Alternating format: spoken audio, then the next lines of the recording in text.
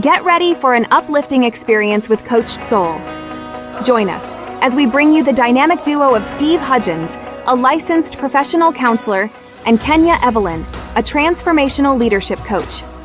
Together, they'll guide you through engaging episodes filled with valuable insights and actionable tips on mental health, relationships, self-care, emotional well-being, and personal growth.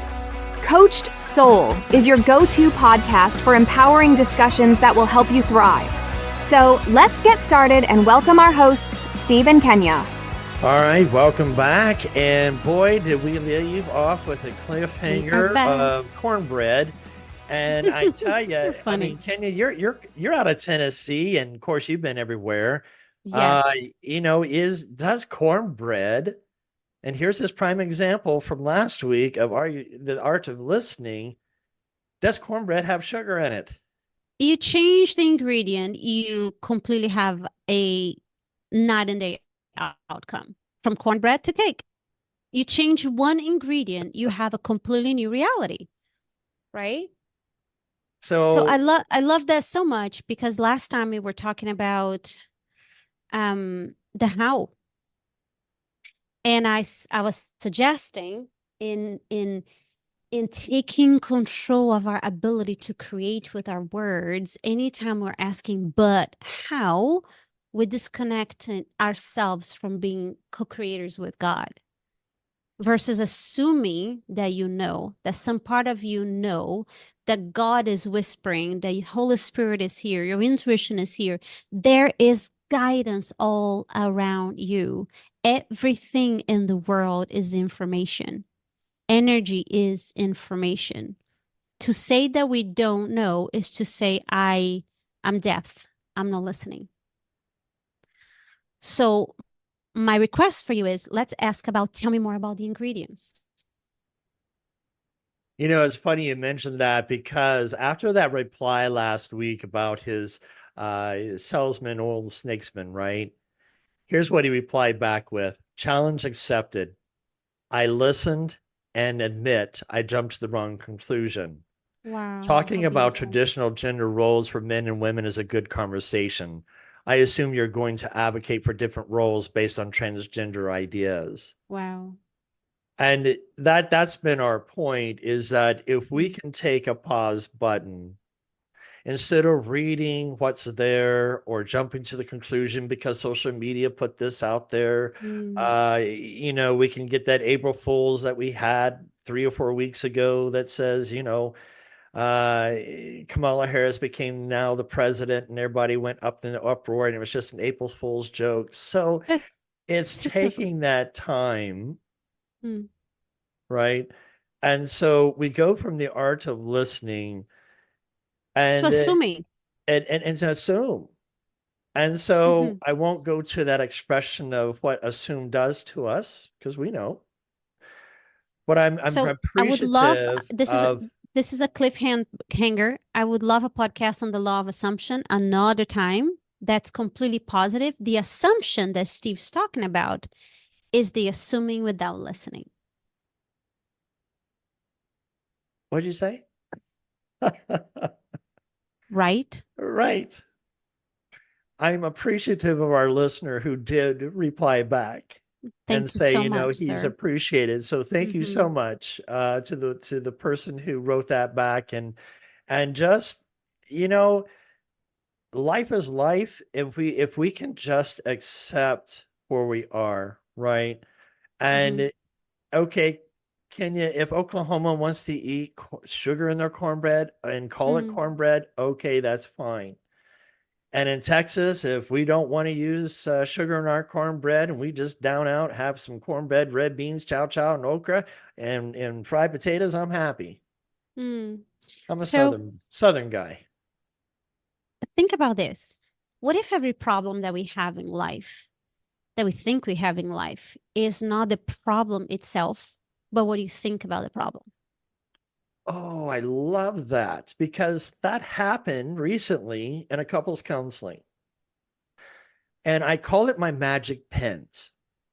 Now, typically what I do is I have one person in on what I'm doing. And everybody's like, well, how do you know? How do you know? What I do is I take about 6 pens and I arrange them in a random order on the table. My right hand is placed almost close to the pens, and my hand may show a number 2 next to the pens. I say, what number do you see? We don't see a number out of the pens. Maybe an 8. Okay, so I change up the pens again, and I'll change my hand to like a 0, obvious 0, right? What do you see? Well, I see a 4, I see an 8, and the one that's in on it will say 0. And like, how do you get a 0 out of that mess? And I do this about 2 or 3 times, and they finally, I explain it to them. We focus too much on the ingredients, the position of the problem, than to look at what's causing the problem, to look outside of it. My hand was changing numbers. I just call it magic sticks. And you get this aha moment of how do we approach to our problem? It's incredible. And once again, I'll be vulnerable here in this podcast. I got out of a conversation with a beautiful friend of mine, which she's happened to be very intuitive and just a gorgeous reflection. And at some point, I was telling her how not in this moment, not the Ken in this moment, but a Ken from a year ago when I first got my puppies. You know, I have 2 boys, two Shih Tzus. They're actually a year old. How disappointed I was. Truly, those are my words. I'm disappointed because one in particular is nothing of the personality I wish I would have on a dog. I wish that I'm such a giving person, and I'm the kind of person that if you, Steve, are walking in the street, I will stop you and ask to pet your dog. Like, I love people. I love dogs. I'm always visiting. And this is the South. People actually stop it. But if I am walking my dogs and you come, my bark will scare the crap out of you. I mean, he's one of those guys that either he's very scared sometimes or aggressive. He comes across very aggressive. And for me, it brought me shame. I was like, how could I attract a dog that doesn't like people? I love people. I caught myself being resentful of my dog. Like, I didn't want to go out with him anymore. I want the kids to do it because I don't want to be the one that has the dog that isn't friendly. Now, why I'm sharing this in public? Number one, you guys know that I'm completely normal human, just like you. I have all the emotions and I go through all the motions. But because I know a few things, right? Reflection of my clients and all, I know that in reality, this is the perfect dog for me. So I'm asking God, show me the gift. How is this the perfect dog for me? And of course, I got this dog after my 16-year-old baby girl, a Maltese puppy, passed away. And she was cuddly. She was sweet. She was always in bowls. I mean, a total companion. Completely opposite of him, right? So here's the gift. Accepting things as is. You know, and with the title of our podcast of problem solving here. Yes. You know, that fits right in.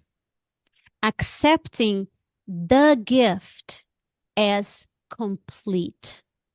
So let's say you send me a gift in the mail, and I love that you send me a gift. You said, hey, look out to your mail. It's coming up. But then I open the gift and I don't like the gift. Is this still a gift? Still a gift. It's still a gift. So how do we take perceptions, the art of listening, and what we talked about? Do we force that sugar goes in a cornbread or not?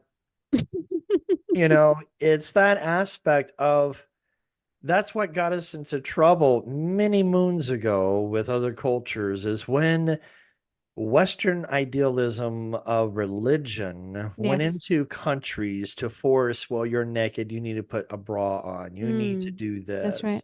And so we force a cultural civilization and we lose the beauty and the art. I mean, I love archaeology. I wanted to be an Yes. anthropologist. And you look at things that have come out of Pompeii, more and more discovery about Roman artwork. And Mm, you lose the art of Aristotle. You lose my mind's drawn a blank, Venus de Milo. mhm, All these artwork we've lost in culture assimilation. mhm. And so in problem solving, what we're doing in the 21st century is, oh, Confederates, they're so oppressing. Let's remove all the statues. Well, we haven't Let's removed control everything, right? Let's right. We haven't control, let's make removed everybody look. grants Mhm. from the $50 bill, but he's still there. But it's how we perceive that. If we're going to give, oh my gosh, then we're creating more of a Yes. problem than what's really there. So outside of the podcast, we're friends, and we Yes. talked about a few things here over what has been the shadows of COVID. What has happened? What kind of blueprint has changed, if anything changed? And what we discussed, and I would love to offer this to our listeners, is it changed to more of you. If you are somebody that was a giver before, you will still find ways to give, to be with people, to offer love, to hug, high five, low five, whatever it is that you can give. If you are somebody that was fearful and judgmental, primarily. So after 2020, there's a mark and the world shifted. And what I have noticed is there was a newer frequency, a newer blueprint that you and we became more of who we were before.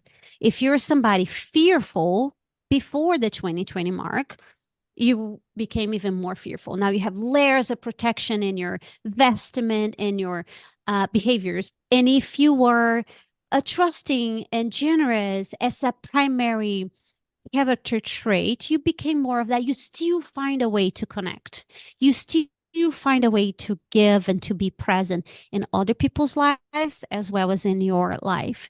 Now, this will happen regardless of the year mark, if you will. But because of world history, when big shifts happen, there is a bigger energetic thickness. There's a thickness in the air that facilitates the movement. Now, question for you. Does it bring duality? Is it right or wrong? Or is it neutral? How do you see it? And please listen to my question because there is no right answer. It's just for you to see, have you become more of you? Or are you waiting for something to happen for you to really embrace your ability to listen, your ability to speak? Let's be honest, we're talking listening, our last podcast, and it's all connected. How much I trust. Am I taking life events as gifts, as guidance? Or am I taking it as victim? Oh, shoot, I didn't deserve this dog. I'm a good person. I want a friendly dog, rah, rah, rah, rah, rah. Whatever my shadow self was telling me those days. And now what I see is because of those life events, I learn about detachment. You know what's funny is that it's the generational trauma that gets handed down to each generation.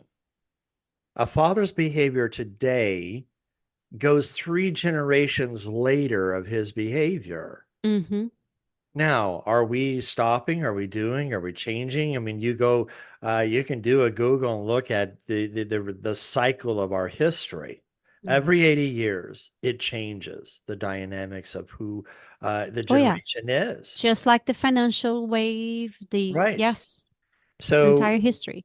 what Kenya and I are wanting to do in our podcast with Coach Soul, be a better you. Mm-hmm. It's about learning how to challenge our transgenerational trauma, our toxicity that has entered into our life. And it's about embracing one another's aura. It's not that Kenya is feminine and she knows everything. It's not that Steve knows everything. It's two individuals that are coming together with ideas so that we can present them in a conversation to help you to either A, be a better listener, not to saying that you're not. I learned how to be a better listener just by listening to Kenya. Same. You I know, learned right. by deciding to listening to each other.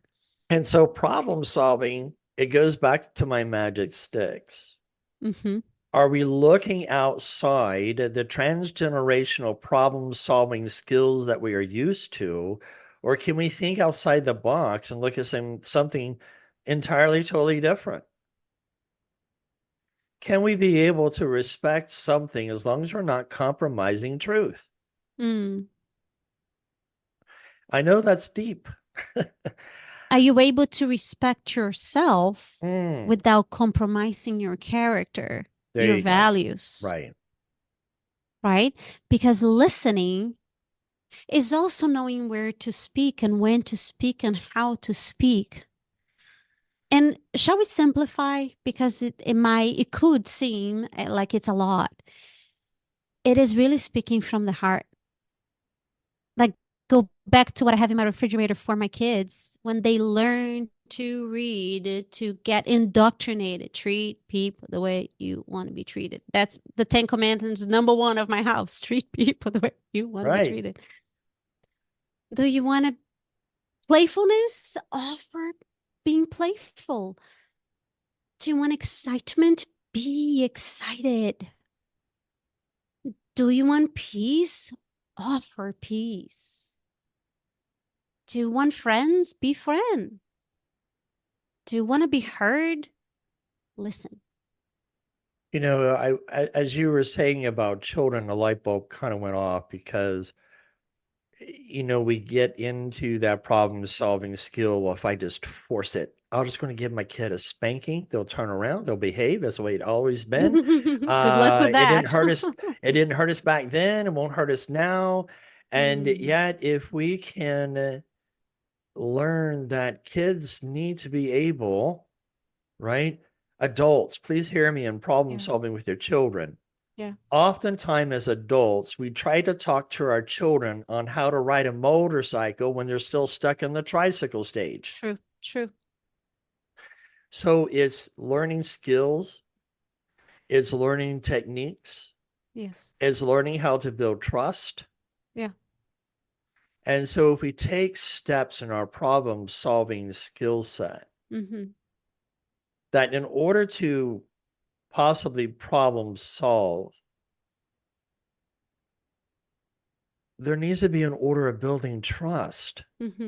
With self, trusting yourself first, that it's okay to make a mistake, but also trusting the individual. They're not going to come down on you because, oh my gosh, no. How about trusting their own IGS, internal guiding system? Right. We all have an internal guiding system, and in parenting, yes, they're your children. So God wanted you to be their guide, and it's for you to sense how much you guide them and how much you allow them to guide themselves so they can learn. I have one kid in particular that his personality is that he just gets to burn his finger. That's what needs to happen.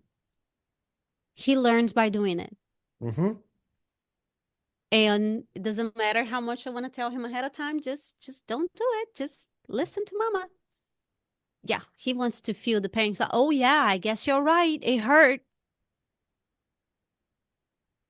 So when I was attached to be heard the way I thought I needed to be heard, which is I'm going to say and he's going to stop, I wasn't suffering. Can you see that? When I detach, okay, I will say it, and I will trust God and his IGS, internal guiding system, that he will find his way back home, find his way back to himself. He will not touch the fire, or whatever the example is. Now, he did experience pain, but now a new level of trust rose up because he felt that I was coming from a place of, oh, my mom really didn't want me to feel pain. Got it.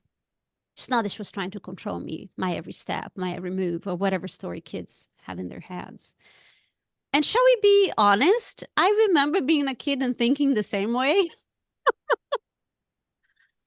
I just wanted to do what I wanted to do, and I just didn't want to be, quote, quote, controlled. Oh my gosh, that goes back into the podcast that started all this with the word submit. Mm-hmm. You know, and submit's not about controlling, it's not about obeying. Submission is recognizing my dominant side that could cause pain in the other person. So it's recognizing in the moment where I am with who I am and being able to say, you know what? I don't need to problem solve with Kenya by yelling at her and forcing my opinion because that's just going to hurt you even more. So what frequency, it's interesting about frequency. What's coming into my mind, the frequency of a mother yelling at her children. And I see this frequency waves coming towards the kids. 100%. And yelling hurts the nervous system of a child. Oof. Listen, as a recovering yeller, guilty.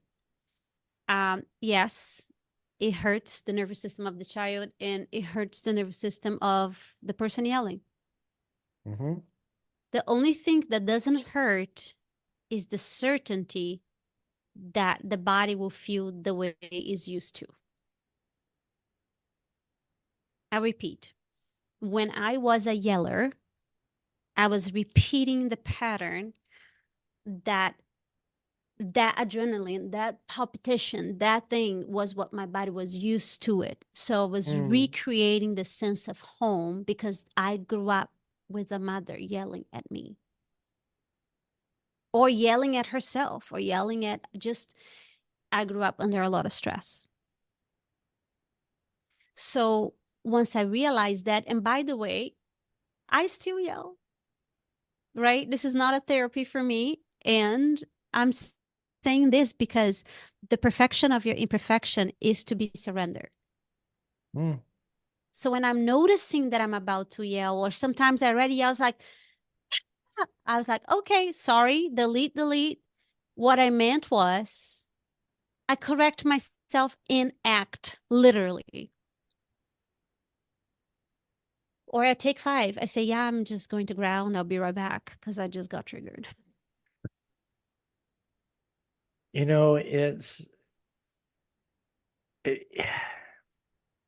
I don't like the verbiage when we say I understand. Because how do we truly understand where that person's stemming from? And when we go into the I understanding, it's almost like we try to go into the problem solving, fix it mode. Well, go ahead, Steve. I was just going to say, when we think about problem solving, it doesn't mean that you're wrong for yelling at your kids, Kenya. This is where you're at. But you're not going to be the same Kenya in 5 years from now. And one of the things that I try to talk to my clients about, and folks, this is going to get deep here in a minute.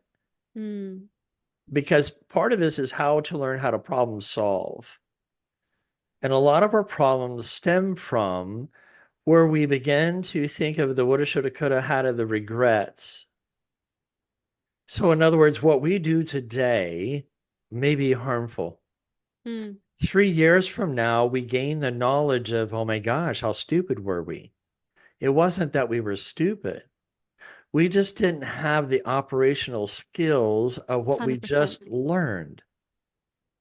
So if we can be patient with ourselves, to be able to understand that there is no guilt or shame to be had because we learned something new. It's about what do we do in the moment of our eyes being open, going forward, not to repeat that same mistake again. I love this so much. So listeners, may I invite you to make a decision? of what kind of listeners do you want to be? Mm. Truly. Because the decision is the veil that gets to be open when you say, I am stepping into this version that I have no idea how. I'm surrendering the how, but I'm stepping into by faith, by trust. I'm stepping into. What I hear you say, Steve, when you say I don't like the word, I understand, in this context, okay, it could be I see you. I might not understand, but I choose to see you. I see that you're doing your best. I see me doing my best. And sometimes it feels like my best falls flat. Mm-hmm. And it's okay, because what I'm stepping into is the decision to love myself fully. So another word that I would offer to this podcast, problem solving, is how may I love myself even deeper? Mm. How may I love myself in such a way that because I know that I'm a social being, I get to have people around me. I get to love people. And let me tell you how we feel connected, Steve.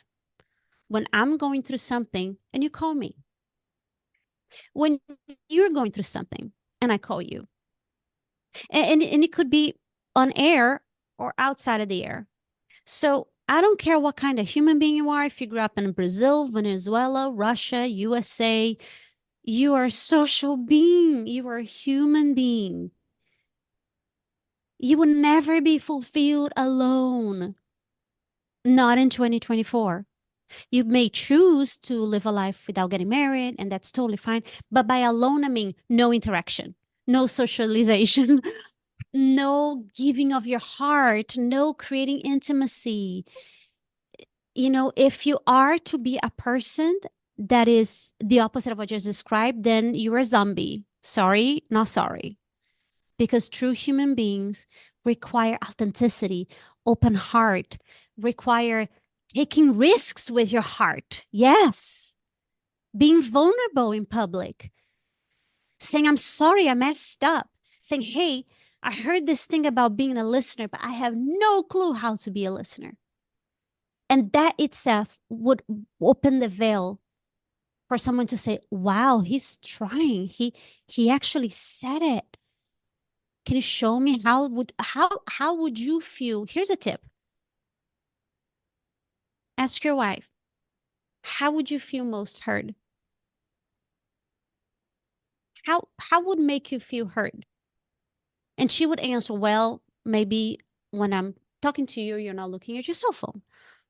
Or when you just listen and don't offer any feedback.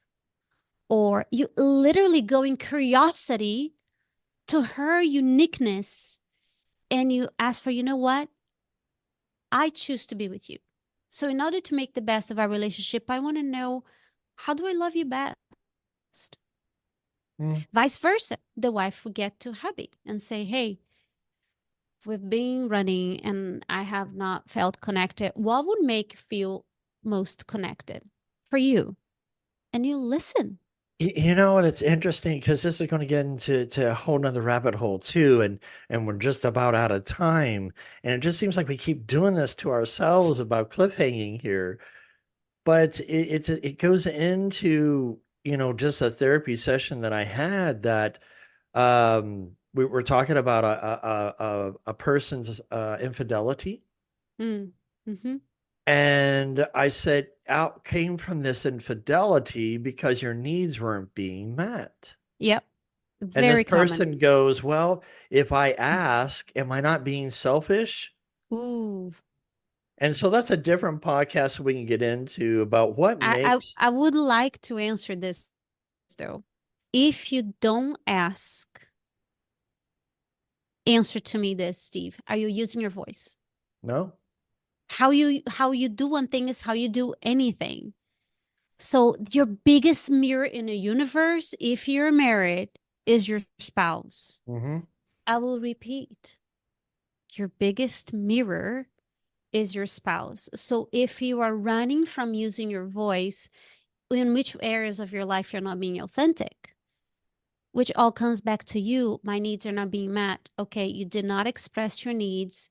So is this person meeting a need? Because I double, triple dog dare you, because I had plenty of clients as well that had affairs and multiple 2, 3, 4 marriages and ended up marrying the same person because they are the common denominator of their lives. I am the common denominator of my life. The thing about it is that and we're out of time. You know, it's understanding that if we can get rid of fear of rejection and abandonment because of how I feel, we're living a true authentic self. When we have a voice, we're able to listen to the other person, not trying to go into problem or fix it mode. But sometimes, Kenya, we just, like we do for each other, hold space because we know the value of each person. Until next time, take care and God bless. Thank you for joining us on this episode of Coached Soul, where we aim to empower and uplift you on your journey towards personal growth and well-being. Remember, as you navigate through life, you don't have to do it alone. We encourage you to reach out to professionals, seek support from loved ones, and take the time to prioritize your own well-being. Stay tuned for future episodes filled with even more valuable insights and actionable tips. Remember, you have the power to thrive. And with Coached Soul by your side, anything is possible. Until next time, take care, stay empowered, and keep shining your brightest light. For more information, contact Kenya at kenyacoachedsoul.com.